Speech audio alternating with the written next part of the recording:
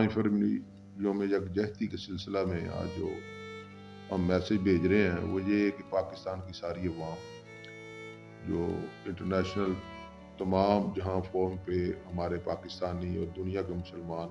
آج کشمیریوں کے لیے آواز بلند کر رہے ہیں کہ ان کی یہ جو جدوجہد آزادی کے لیے انشاءاللہ وہ کامیابی سے ہمکنار ہوگی۔ اور بھارت نے وہاں پہ جتنے ظلم و ستم ڈھائے ہیں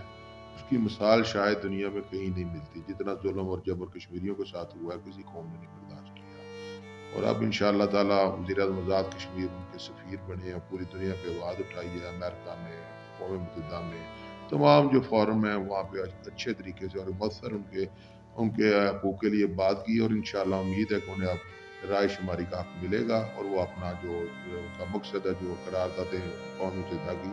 اس کے مطابق ان کو